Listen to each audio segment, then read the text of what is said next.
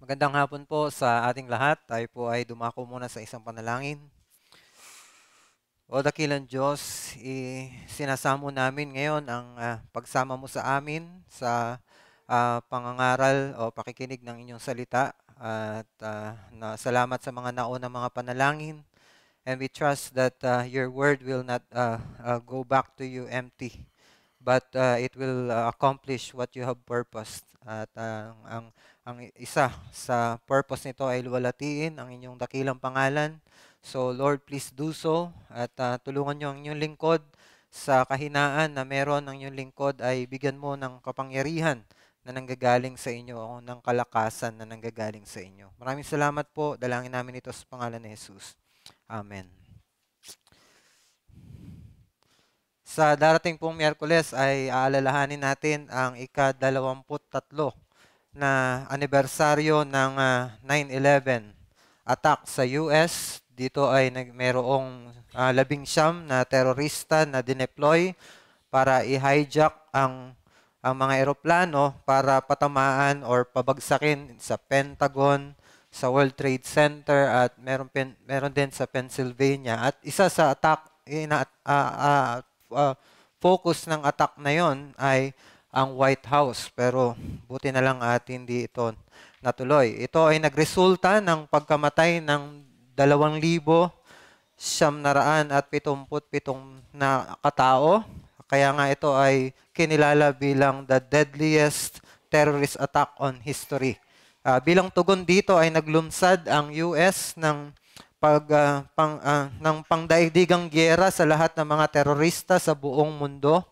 At nakisama ang NATO, maging ang iba pang mga bansa ay nakisama sa adhikain na ito para matapos ang mga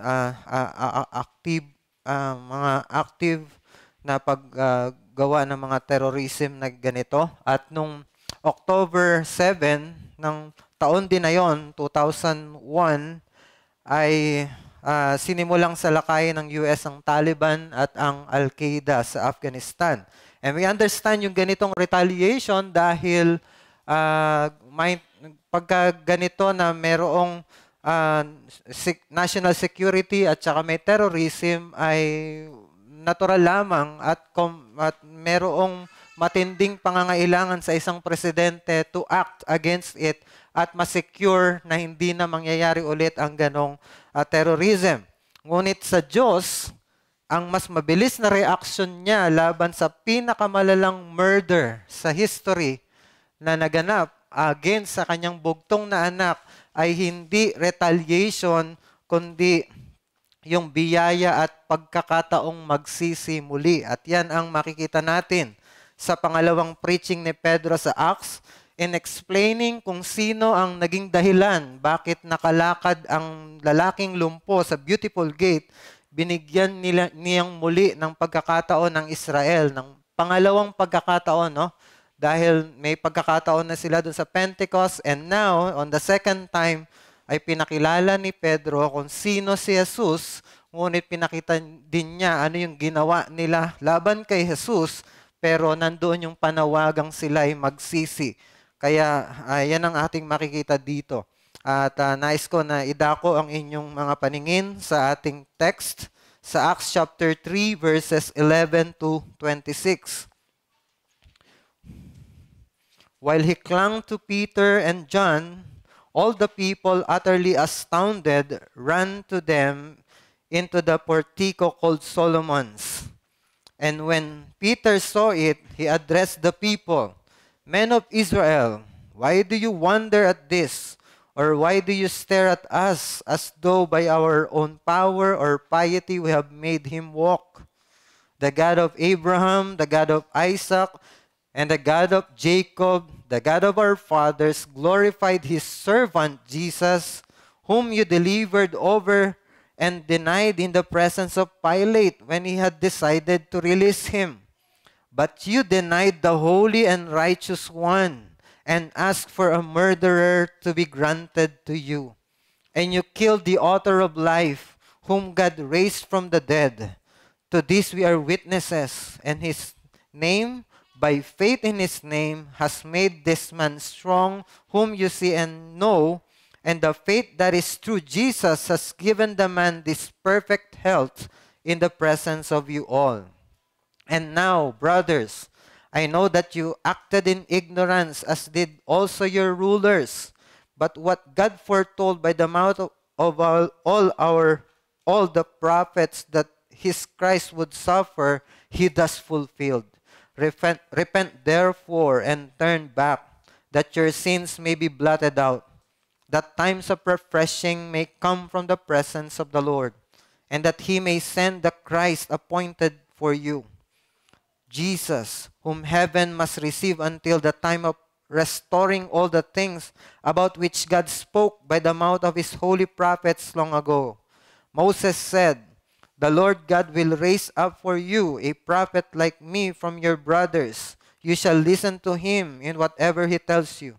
And it shall be that every soul who does not listen to that prophet shall be destroyed from the people. And all the prophets who have spoken from Samuel and those who came after him also proclaim these days. You are the sons of the prophets and of the covenant that God made with your fathers, saying to Abraham, and in your offspring shall all the families of the earth be blessed. God, having raised up his servant, sent him to you first to bless you by turning every one of you from your wickedness." Purihin ang pagbasa ng salita ng Diyos. Ang binasa natin ay ang explanation ni Peter sa nangyaring miracle sa Beautiful Gate. Kung matatandaan natin, pinagaling ni Peter at saka ni John yung lalaking lumpo na nanlilimos sa kanila, at ito'y biglang lumakad at nagtatalon sa tuwa. Bakit siya lumakad at nagtatalon? Bakit siya he was walking and leaping and praising God? We know yung leaping, it is a word then na hindi lang action of the physical body. This is also an expression of inward joy, yung pagtatalon. Ito'y dahil bagamat hindi niya nakuha yung hinihingi niyang salapi, ngunit ang natanggap niya ay panibagong buhay na may pagkakataong buhayin ang sarili. He has now this new life with quality because of Christ. At katulad ng mga miracles na ni-record ni Luke sa kanyang gospel, kasama sa miracle ng pagpapagaling na ito ay yung kaligtasan. Yung miracle din ng ability to do something for God because of regeneration. So, hindi lang yung buhay na may kalakasan dito, kundi eternal life yung natanggap niya dito. And that new life with quality is the reason of his walking and leaping and praising God. And it is because of Christ. Nilinaw yun ni Pedro dito. It is because of, nilinaw yun, wala akong maibibigay sa iyo na salapi, pilak at ginto. Pero ang binibigay ko sa inyo ay sa pamamagitan ni Jesucristo, lumakad ka. Kumbaga, natanggap niya ito dahil kay Jesucristo. Kaya nakita natin yung mensahe in Christ. There is fullness of life that silver and gold could never give. Kay Kristo, kahit wala ka mang mga ganong mga bagay, pero merong ka ni Kristo, nasa iyo na yung fullness of life. At ngayon, dahil nga kilala ang lalaking ito na lumpo simula pa lang sa kanyang kapanganakan, nang makita siya ng mga tao na naglalakad na, ay sabi ni Pedro sa kanila, they were utterly astounded. Sabi ni Luke, they were utterly astounded. Lubha silang namangha. Paano nangyari ito? Kilala namin ito. Nakikita namin paano siya nandoon, dinadala palagi. Pero paano nangyari ito? Naglalakad siya ngayon. At dahil nga nakakapit ang lalaking ito kila Pedro at Juan, ay natural na iisipin nila na sila Pedro at Juan ang nagpagaling sa taong ito. Kaya naman katulad sa unang preaching ni Pedro sa Pentecost, Peter wanted to put yung perspective nila. Yung sino ba talaga ang nagpagaling sa lalaking ito? Kaya nga nangaral siya dito para itama yung kanilang akala. Sinabi niya, "Men of Israel, why do you wonder at this? Or why do you stare at us as though by our own power or piety we have made him walk?" So gustong-gusto ni Pedro ditong linawin na hindi ito dahil sa kanilang kapangyarihan. Wala silang kapangyarihan sa kanilang sarili. At wala din silang kabanalan na pwedeng i-manipulate ang Diyos para gawin ang isang bagay na gusto nilang gawin. Kumbaga, this is not because of our piety. Hindi namin kayang i-manipula ang Diyos at gawin ito. Kaya gustong ipunto ni Pedro na si Kristo talaga ang nagpagaling sa taong ito. Ngunit, ginamit din niya ang pagkakataong ito para ipakilala kung sino si Kristo. Gusto kong pansinin natin itong senaryo dito. Imagine yung mga taong ito, sobra silang namamangha. Ano yung nangyayari ito? Curious sila. Bakit ganito? Ano nangyayari dito? They are seeking for answers. Kaya nagsilapit sila doon. Totoo ba? Kayo nagpagaling? O kaya ang galing nyo, kayo nagpagaling. Kumbaga, they wanted to know something, bakit nangyari ito. Pero ang nangyari, lumabas sa explanation ni Pedro, lumabas na sila ay may sala. Nagtatanong lang naman kami. Pero ngayon, kami na pala yung may sala. Parang ganun yung senaryo. Dahil sa pagsasalita ni Pedro dito, ipinakilala ni Pedro si Kristo na servant ng Diyos, walang sala, banal, matuwid, at author of life. Okay na sana yon, ngunit ang problema, kabaliktaran yung dapat na naging tugon nila. They denied and they have killed. Ultimately, they have killed the author of life. Ngunit, napakabuti ng Diyos dahil sa pangalawang pagkakataon, sa pangangaral ni Pedro ay hinimok nila siya na muling magsisi sa kanilang nagawa. Kumbaga, pagpapakita ito na ang Diyos ay hindi vindictive. Ang unang reaksyon ng Diyos sa kasalanan ng tao ay mercy and grace. I'm not saying na hindi siya nagpaparusa. Nagpaparusa ang Diyos. Panawagan nyo ng kanyang pagiging banal. Ngunit, sa pagkakasala ng tao, ang unang-una niyang reaksyon is magpakita ng awa at ng biyaya. We saw that sa pagkakasala ni Eva at Adan, di ba? Hindi naman sila agad pinatay ng Diyos. Hinanap sila ng Diyos at binigyan ng pangako. Yes, binigyan ng curse, but within that curse are blessing. May blessing na darating ang isang tagapagligtas who would crush the head of the serpent. Kahit na ang mga taong ito ang nakiisa sa pagpapatay kay Jesus na sinugo ng Diyos, ay paulit-ulit pa rin silang binigyan ng pagkakataon na makilala si Kristo. We see here yung series ng mga preaching na pagpapaliwanag sino si Kristo, what is the resurrection, ano yung naghihintay sa mga taong mananampalataya kay Kristo, that there is a resurrection waiting for one who believe on the author of life, na si Hesus Kristo na nabuhay na magmuli. So paulit-ulit sasabihin dito sa Acts na ito at ipapangaral yung repentance para sa kaligtasan. At yan ang nature ng Diyos. Mas mabilis siya na maawa, mas mabilis siya na magbigay ng biyaya kaysa magparusa. At ang makikita natin dito, ginamit ni Pedro ang kamanghamanghang pangyayaring ito para ipakilala si Kristo at kung ano yung dapat nilang gawin. Yun ang gusto kong bigyan din dito. Ginamit nila yung himala dito para maipaliwanag ni Pedro, sino ba si Kristo? Ano yung ginawa nyo sa Kanya? Pero ano yung hinihiling ng Diyos sa inyo para maitanggap nyo yung pagpapala na naghihintay sa mga magtitiwala kay Kristo. So, yun ang gusto kong makita na mensahe natin dito. Every amazing work of Christ is an invitation to seek to know Him and His demands.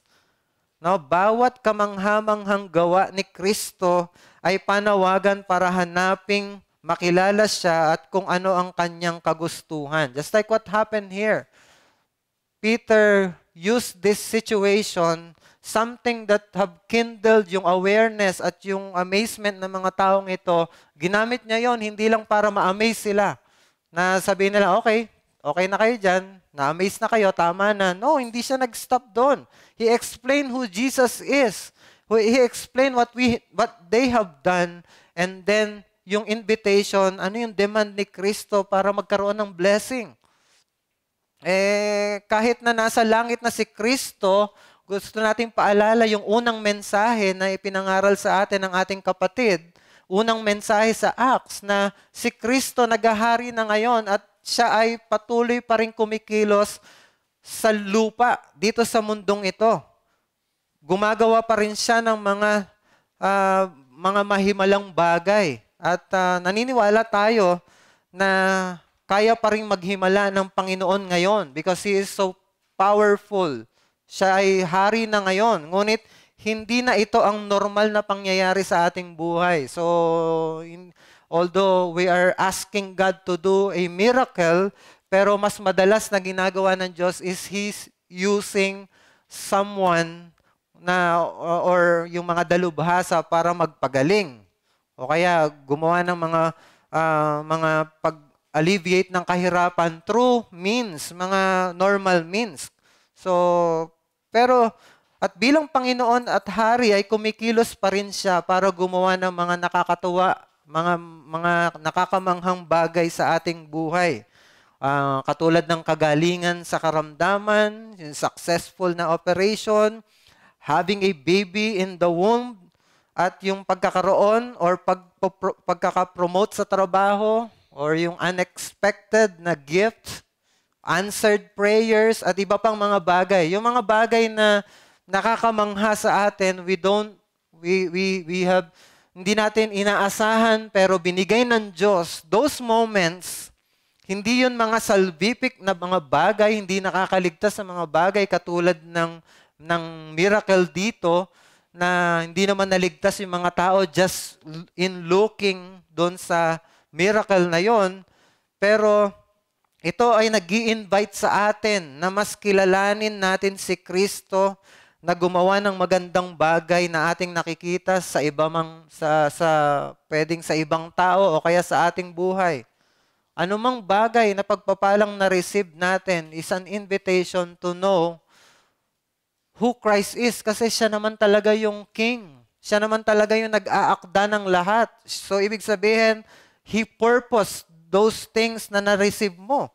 He made those situations possible para mangyari yung magandang bagay na natanggap mo or nakikita mo. Kaya nawa, katulad sa pangyayaring ito, let us turn our amazement into a deeper knowledge of Christ and His demands in our lives. Nawa, hindi lang natin tamasahin. Hindi lang natin i-enjoy yung mga pagpapalang nare-receive natin. Nawa ay makita rin natin ito na panawagan para mas lalo nating kilalanin si Kristo at kung ano yung dapat nating gawin sa Kanya. So, tingnan natin yung ating text mas malalim pa. How should we seek to know Christ and His demands? Dalawang bagay. Seek to recall what we have done to Christ. And pangalawa, seek to repent for what we have done to Christ.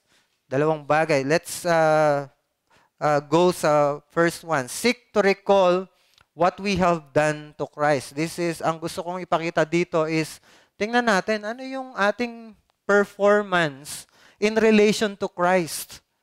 No? Ano yung ginawa natin? Is there something that we should repent of dahil may pagkukulang tayo kay Kristo? So, tingnan natin ito. Doon sa verses 11 to 16, ay gusto ko munang magbigay ng punah dito, o gusto ko ng observation. In explaining how this miracle happened, Peter has given them opportunity to understand who Jesus is and what they have done. So, bago sabihin ni Pedro na nakalakad ang lumpo na ito dahil sa pagtitiwala sa pangalan ni Kristo, that would be sa verse 16 pa. Pero bago yon, nagbinanggit niya muna kung sino si Kristo. Nagbigay siya ng mga titles ni Kristo. Pero sa bawat titles na ito, binigay din niya ano yung ginawa nila. Kumbaga, here is Christ. Ito yung totoong siya.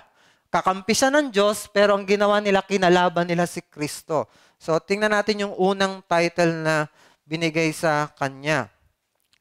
Sanabi doon sa una, the God of Abraham, the God of Isaac, and the God of Jacob, the God of our fathers, glorified His servant Jesus. So, sinabi doon, niluwalhati ng Diyos ang kanyang lingkod na si Jesus. Yung servant dito is alluding doon sa suffering servant sa Isaiah 53, which is yung title ng Messiah. The Messiah will be a suffering servant. So yung servant dito, may messianic tone dito. So siya yung Messiah, servant siya ng Diyos, at hindi lang siya servant na suffering, He has glorified already ang Diyos by raising Him from the dead and seated Him at His right hand in power. So this servant na Messiah is now reigning. Kumbaga, pinaburan siya ng Diyos, pero what have they done? Ngunit ang Diyos, kung ang Diyos ay niluwalhati si Jesus, ang ginawa naman nila ay dinala si Kristo kay Pilato para litisin. At nung nagpasya si Pilato na palayain siya kasi wala namang makitang kasalanan si Pilate sa kanya, hindi sila pumayag. Tinakwil pa nila lalo si Kristo at sinabing patayin siya.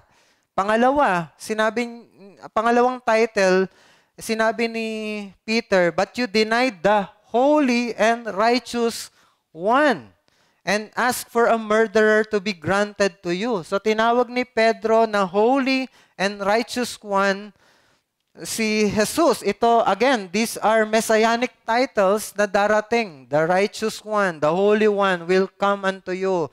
Ito yung Messiah. Pero anong ginawa nila? Dininay nila si Jesus para maparusahan kapalit ng isang magnanakaw. Palayain nyo si Barabas at ipako itong taong ito. Siya ay makasalanan. Kabaliktaran ng titulong holy and righteous yung kanilang ginawa. Pero dun sa verse 15, and you killed the author of life whom God raised from the dead. So Peter called Jesus and the author of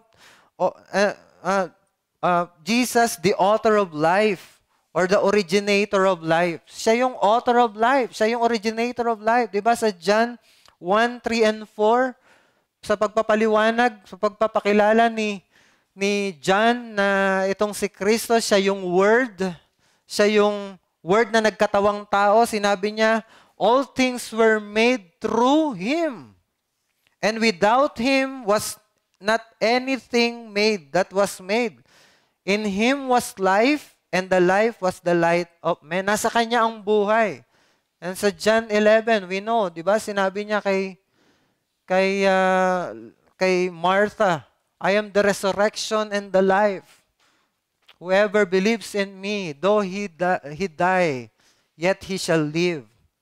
So, siya ang buhay. Pero anong ginawa nila? Pinatay nila ang may akda ng buhay. So, sa tatlong contrast na ito, ay may dalawang nais ipakita si Pedro dito. Una, that Christ has the power and authority to heal this man because he is the Messiah. God is with Christ, and Christ is God, and God is in favor of Christ. Kumbaga, kakampi siya ng Diyos. Pero may pangalawa siyang gustong ipukpok dito. Sobrang sama na sumalungat sa Diyos sa pamamagitan ng pagpatay at ipinadala ng Diyos. At ang pagsang-ayon sa pagpatay kay Jesus ay paglalagay sa isang tao sa delikadong sitwasyon. Yun ang gusto niya sabihin. Delikado kayo. Sobrang sama ng ginawa nyo at ngayon, you are being in sentence. Kayo ngayon ay may sala. Kayo ngayon ay nahahantong sa malaking kapahamakan because what you have done is against the will of the God of your Father. The God of yung Diyos ninyo na kinikilala, you have acted against Him by killing His servant, itong Messiah na ito. So sa madaling salita, delikado at malaking kasalanan sa Diyos ang magbaliwala kay Jesus sapagkat si Jesus ay niluwalhati ng Diyos. At doon natin kukunin yung ating punto, because God has highly exalted Christ, it is dangerous for us to disregard Him. No, dahil itinaas ng Diyos si Kristo, delikado para sa ating baliwalain siya. Kung ang Diyos itinaas siya, what should be our response? Ano yung treatment natin kay Christ? It should be exaltation, it should be pagluwalhati sa Kanya, pagpapasalamat, pagkilala sa Kanya bilang napaka-importanting persona para sa ating buhay.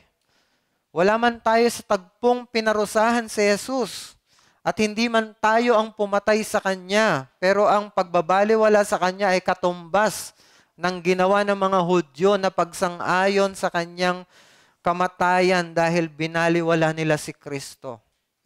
Kung nandun lang tayo nung panahon na yon, wala sa atin ang sasabihin na hindi ako sumigaw na patayin siya. Lahat tayo. We would crucify, we would shout, crucify Him. Kasi ang sabi ng Isaiah 53:6, walang anumang magandang bagay ang makikita natin kay Kristo. Hindi siya kahali-halina sa labas, panglabas. At dahil nga offensive yung kanyang naging buhay sa atin, na tayo makasalanan siya, napaka-righteous, we would be that one na unang-unang sisigaw. Parusahan siya. Baka nga tayo ang nagpukpok nung martilyo doon sa pako na tumusok sa kanyang kamay at mga paa. So, hindi nila siya kinilala bilang Messiah. They were shouting, "Hail King of the Jews!" Ngunit ito ay isang pangungutya lamang. Parang ganon ding pagbabaliwala ang ginagawa natin sa tuwing hindi natin siya pinapansin sa ating buhay. When we are not glorifying Christ in our life, it is as if we are joining those people in shouting to crucify our Messiah. Paano natin makikita yung hindi pagluluwalhati sa Diyos, sa kay Kristo? Una, yung hindi pananalangin. Yung gigising tayo at uumpisahan yung ating araw ng hindi nakikipag-commune kay Kristo sa panalangin. It is as if sinasabi natin hindi natin kailangan ng gabay ni Kristo sa araw na ito. At kayang-kaya nating diskartehang mag-isa ang ating buhay. Hindi ganon. Hindi ganon ang pagluwalhati kay Kristo. He is the author of life, di ba? And He has granted you another life to live that day. Hindi ba't dapat lang napasalamatan siya sa araw na yon? Pero if we are not doing that, binabaliwala natin si Kristo sa ating buhay. Pangalawa, na pagbabaliwala kay Kristo, ito yung hindi pagbabasa ng salita ng Diyos. 'Di ba? Yung Biblia ay salita ni Kristo para sa atin. Ang hindi pagbabasa nito ay pagbabaliwala sa instruction ni Jesus na para sa atin. Ilang mga instructions na ang nami-miss natin araw-araw, just because hindi natin binabasa yung salita ng Diyos. Just like we're not doing what John Piper is trying to do every morning. Pupunta siya sa kanyang office at magbabasa. Hanapin niya dun sa kanyang allotted na Bible reading kung ano yung pwede niyang panghawakang pangako ng Diyos. At kung wala siyang makita dun sa assigned reading niya, bubuklat pa siya ulit ng mga pages para lang makahanap ng pangako ng Diyos, something na pwede niyang panghawakan sa araw na yon. Ilang mga pangako na ng Diyos ang namimiss natin just because we are not reading yung salita ng Diyos.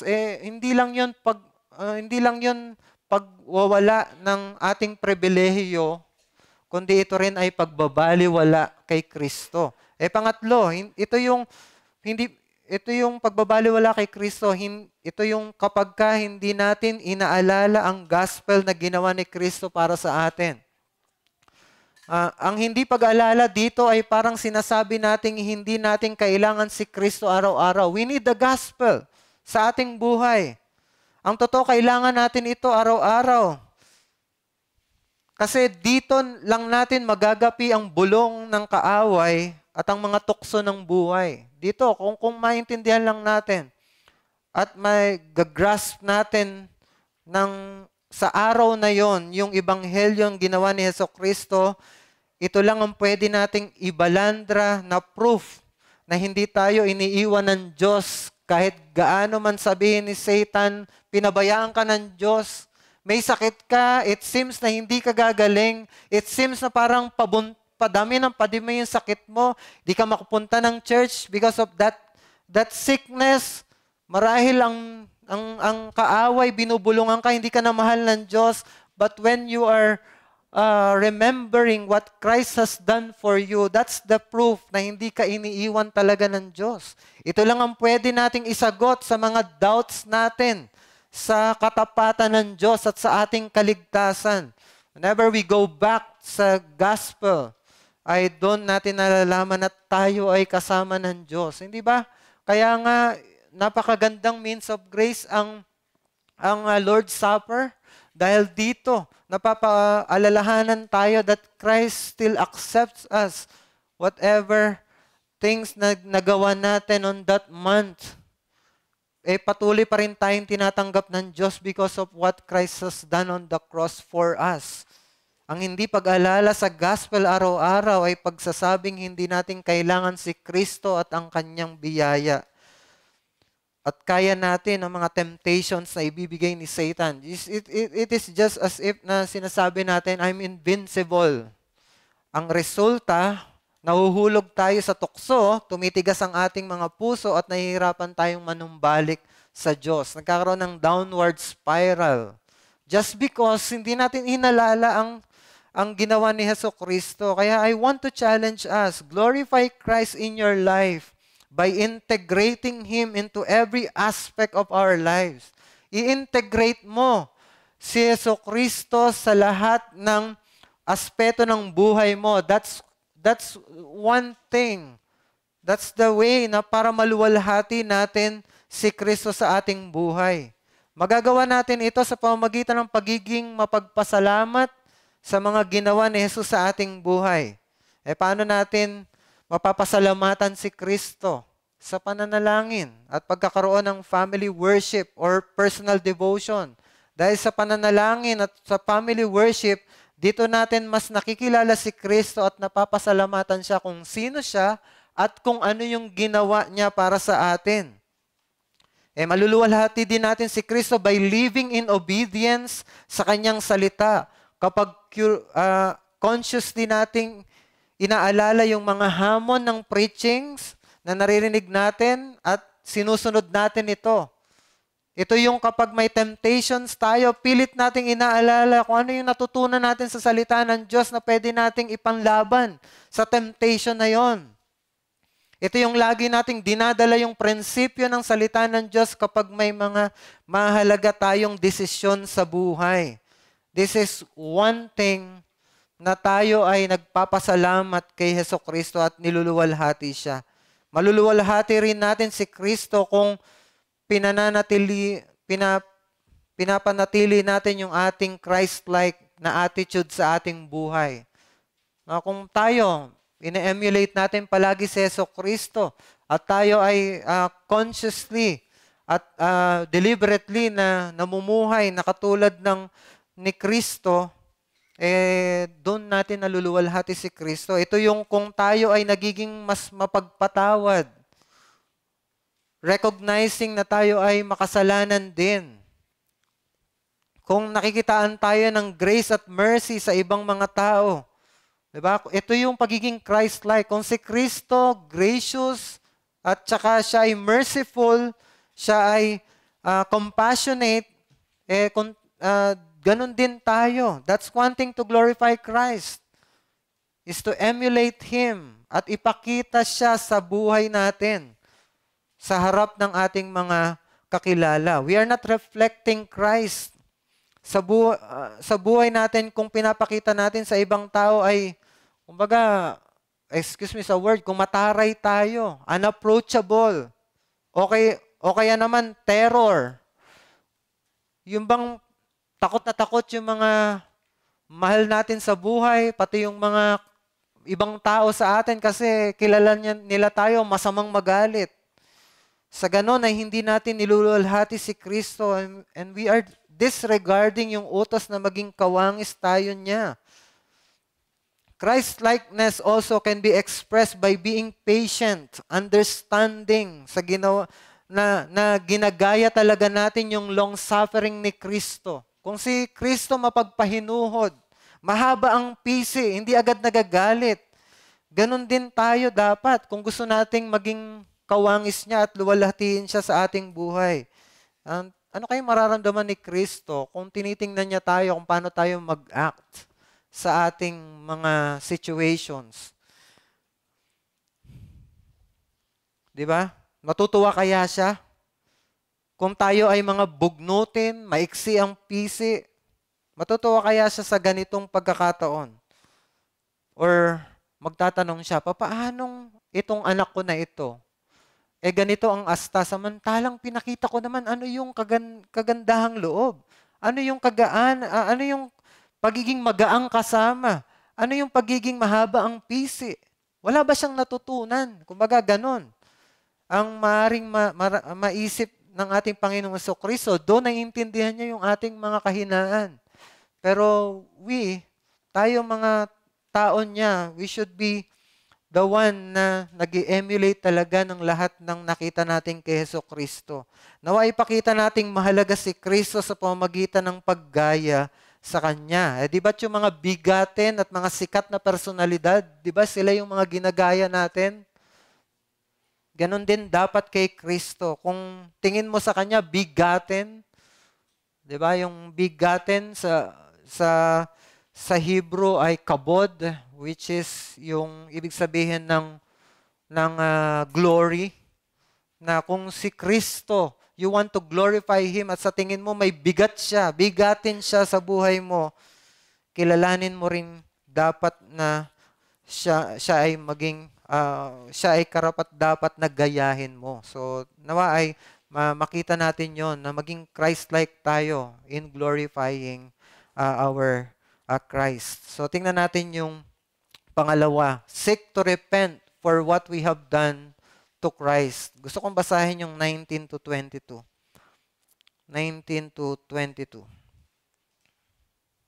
Repent therefore and turn back, that your sins may be blotted out, that times of refreshing may come from the presence of the Lord, and that He may send the Christ appointed for you, Jesus, whom heaven must receive until the time of restoring all the things about which God has spoken by the mouth of His holy prophets long ago. Moses said, the Lord God will raise up for you a prophet like me from your brothers. You shall listen to him in whatever he tells you.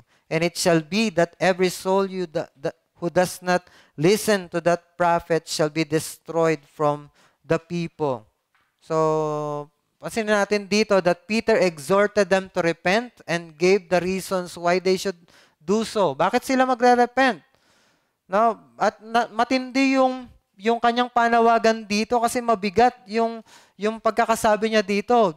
Inulit niya yung dalawang magkaparehong salita. Sinabi niya, repent and turn back. Iisa lang idea ang pinapakita dito. Sinasabi niya, magsisi kayo. Kumbaga, magsisi kayo. Tumalikod kayo sa inyong mga kasalanan. Inulit lang niya ito para bigyan din yung kanilang kailangang gawin. Kasi mabigat yung kasalanan nila. Binaliwala nila si Jesucristo hanggang sa pinatay nila. At para bigyang bigat yung panawagang ito to give yung mas mabigat pang dahilan. Bakit sila magre-repent ay nagbigay siya ng mga blessings na gusto kong linawin itong mga blessings na ito. Hindi siya resulta ng kanilang pananampalataya, kundi mga blessings na nakaplano na at nakaset na sa kalendaryo ng Diyos. Kumbaga, hindi ito darating just because you have repented. So, nais kong i-emphasize yun kasi kasama sa mga blessings na ito, yung times of refreshing at yung pagbabalik ni Kristo. Yun na yung mga definite na darating sa timetable ng Diyos. Actually, dumating na nga itong isa, yung times of refreshing.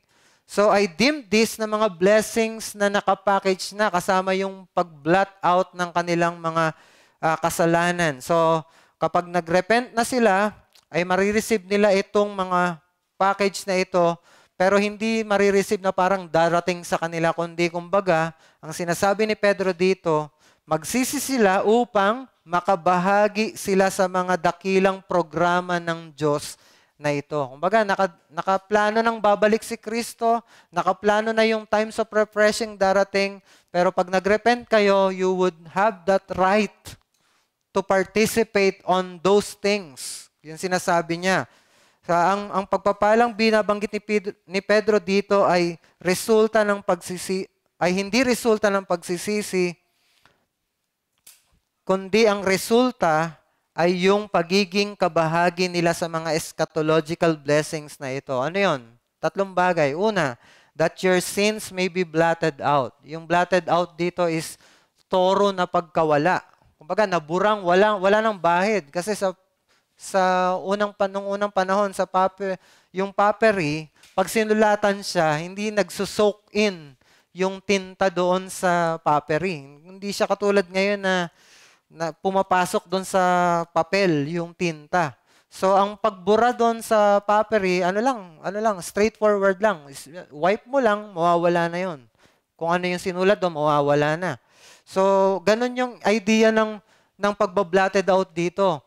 Pag binlot out, wala nang bakas, wala nang mancha ng anumang kasalanan ang mawawala. So, if you repent, mawawala yung kasalanan mo. Na para bang hindi na ito maaalala ng ng Diyos kahit kailan. And then yung pangalawa is yung times of refreshing. It may come.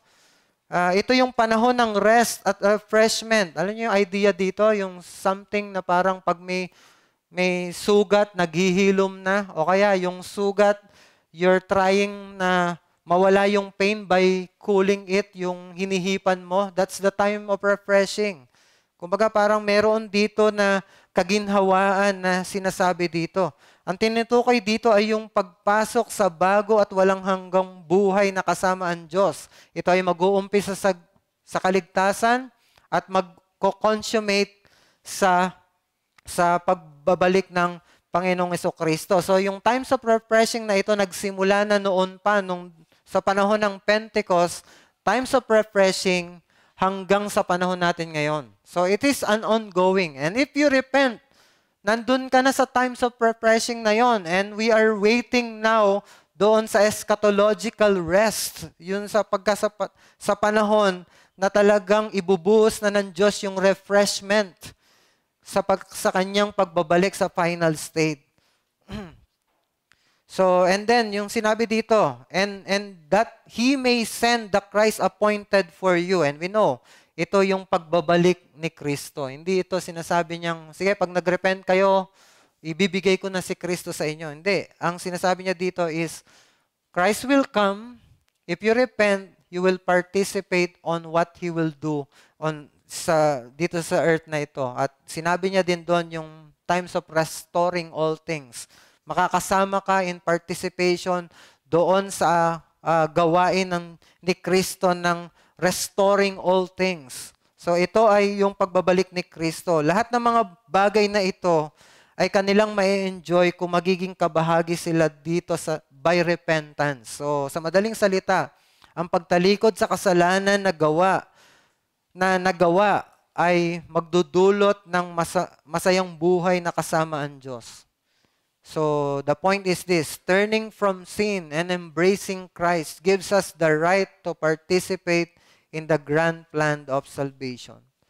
No, yung dakilang plano ng Diyos, you want to be part of that, yung mga taong ililigtas ng Diyos, you repent, you turn from sin, and you cling to Christ. Yung repentance na sinasabi ni Pedro dito ay repentance mula doon sa kanilang pagbabaliwala kay Kristo at pagkakilala mula ngayon na siya ang Messiah at tagapagligtas. Diba yun ang kasalanan nila? So yung pag sinabi niyang repentance dito is kasama na yung faith dito. Sinasabi niya dito, you believe on Christ now. Yun yung sinasabi niya dito. So kasama yung repentance na ito, yung pananampalataya kay Kristo. Kasi interchangeable sa New Testament, pinagpapalit-palit. You believe on the Lord Jesus Christ, sa ibang banda is you repent.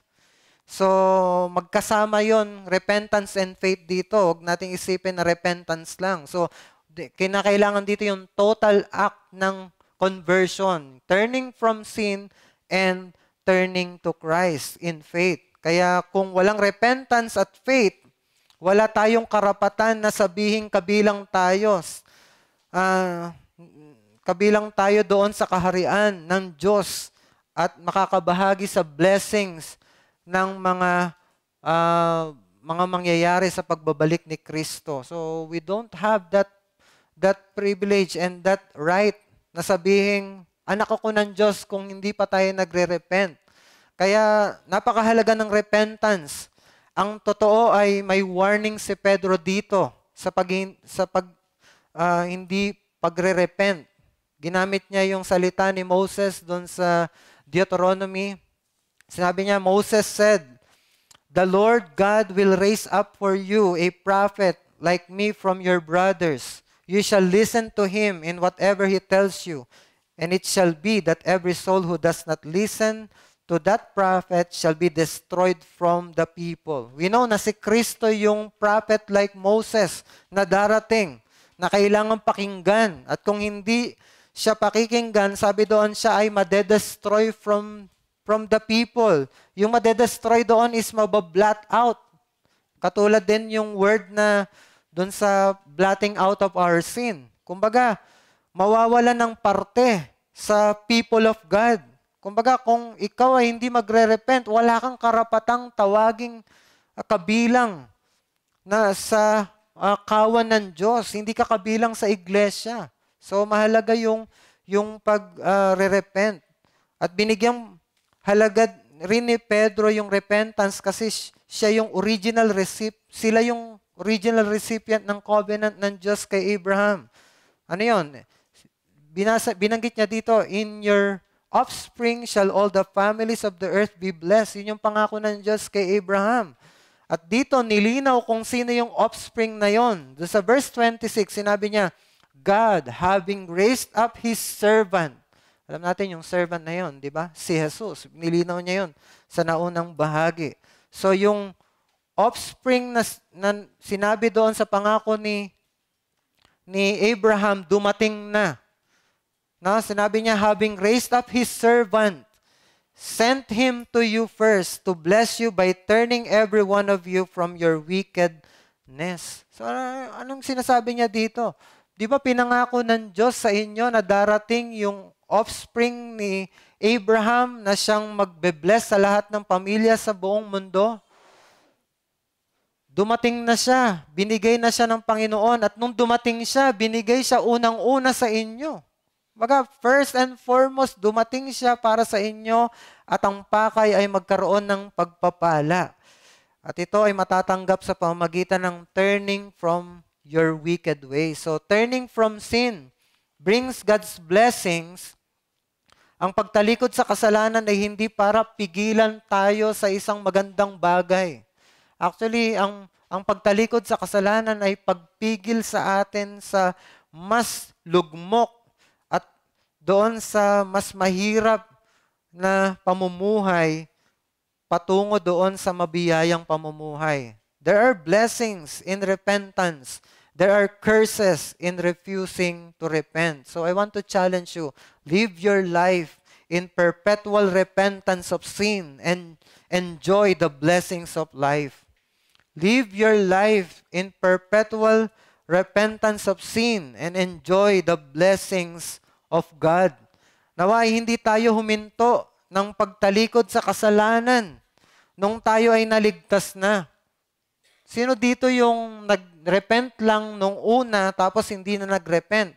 Naway patuloy tayong tumatakbo palayo sa kasalanan kasi nandun yung katotohanan that we still hold itong remaining sin natin.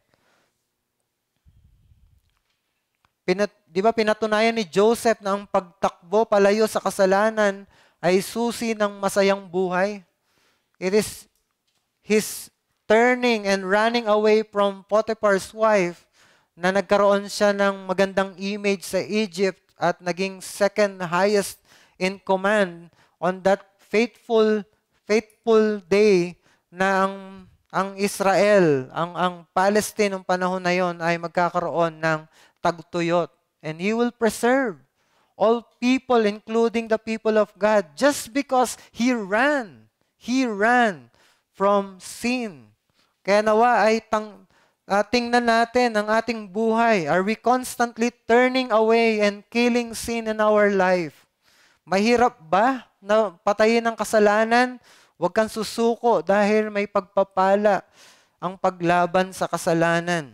Pag sumuko ka, mahirap ang kalalagyan natin. Kung hindi mo papatayin ang kasalanan, ito ang papatay sa iyo. Tatanggalin nito yung joy sa buhay mo. 'Di ba? Sinabi ni John Owen, be killing sin because or it will be killing you. Be killing sin or it will be killing you. And then sinabi ni David nung siya ay nagkaroon ng kasalanan sa Diyos doon sa by killing the wife of Uriah at kuning asawa tong si Bathsheba na asawa ni Uriah. Sinabi niya, 'di ba? Bring back the joy of thy salvation. Mawawala yung joy ng buhay mo when you curtail, when you take care, you're keeping that sin sa iyong buhay. Mawawala yung joy ng buhay mo. Kung mayroon kang pinaglalabanan na kasalanan ngayon, huwag kang bibigay. Hilingin mo yung biyaya ng Diyos na laging nandyan para ibigay sa oras ng pangangailangan. Baka hindi tayo humihingi. Ang biyaya ng Diyos laging nandyan sa oras na kailangan natin. Hindi yan dumarating kapag yung takot tayo. Takot pa lang tayo sa hindi pa nangyayari. Darating yan sa panahon na kailangan natin. And we need to ask for that grace. Baka kaya hindi tayo nakakawala sa kasalanan. It is because we're not asking for that grace na lagi namang nandyan. Lagi naman nandyan sa ating buhay. Ikaw ba'y nasa pagkakasala ngayon? Maawain ng Diyos at ang biyaya niya ay patuloy na nakalaan para sa iyo. Remember, ang default ng Diyos ay hindi agad magparusa. He is the God of many chances, katulad dito na binigyang muli ng pagkakataong ang Israel na magsisi. Hindi siya katulad natin. Kung ang Diyos ay katulad natin, nung pinapatay pa lang nila si Jesucristo, kasama na silang namatay ni Kristo at binuhay niyang muli si Jesus. O kaya hindi niya na tinuloy yung pagpatay kay Jesucristo. But God, He allowed that to happen kay Kristo. And what He did sa mga pumatay kay Kristo, ito, pangalawang pagkakataon, preaching again the repentance from sin. At maririnig nila pa ulit-ulit na magrepent sila. Sino si Kristo? Siya ang itinakwil, ang batong panulok na ngayon na kanilang binuwal, pero ngayon siya yung naging cornerstone. Siya na yung matatag na muog na nagtatayo ngayon ng bagong grupo na hindi na kayang buwagin muli. So you repent therefore. Kaya tayo bilang mga mananampalataya sa ating mga pagkakasala, we repent. Let's repent. Maawain ng Diyos sa atin. Ito ang default ng Diyos. He is the God of many chances. So go back to Christ. At kung wala ka kay Kristo, bisita ka namin. It happens na you've been invited lang dito at wala pa si Kristo sa iyo. Maliwanag ang sabi ni Pedro na wala kang karapatan sa mga blessings na darating sa hinaharap. Kaya kailangan mong makabahagi sa mga ito. Walang ibang paraan kundi ang magsisi at kilalanin si Kristo na anak ng Diyos at yung kanyang kamatayan sa krus ang daan para mapatawad ang ating mga kasalanan at tayo ay makabahagi doon sa mga magandang bagay na naghihintay sa mga magsisisi at sasampalataya sa Kanya. So, nawa ay tanggapin mo si Jesucristo bilang Panginoon. Pagsampalatayanan mo siya. So, as a conclusion, because Jesus, after dying on our behalf, was raised and now exalted by God, He is forever worthy of our praise and adoration. Let's pray. Lord, we are praising you and thanking you sa mensahe na ito. Thank you for being the God of many chances, na hindi mo lang ipinakita ito sa Israel, sa iyong bayan of old, kundi pinakita mo rin ito sa amin, na paulit-ulit na ang pangangaral ng Ebanghelyo ay nagpasalin-salin hanggang sa nakarating po dito sa amin at kami ay nakarinig ng inyong salita. We could have acted like what they did sa krus, itong mga tao na ito, but you have shown mercy sa mga walang saysay na mga taong katulad namin. At salamat dahil doon ay nagkaroon na kami ng kasaysayan. Nagkaroon na kami ng worth. And our worth is to glorify you. Salamat po. We can now glorify you sa aming buhay just because binigyan mo na kami ng bagong buhay. Salamat po. Nawa ay patuloy namin itong ipakita sa aming mga buhay na kami mga tao ngayon na dapat nag-emulate kay Jesucristo at kami ay nagluluwalhati sa Kanya. Salamat po. Tulungan mo kami sa aming mga kahinaan sa paggawa nito at pagsunod ng inyong panawagan sa amin. Wala kaming kalakasan, ngunit ipadala nyo ang power ng Banal na Espiritu upang sa ganon ay magawa namin ito, hindi para itaas ang aming sarili, kundi luwalhatiin si Kristo. Salamat po, dalangin namin ito sa pangalan ni Jesus. Amen.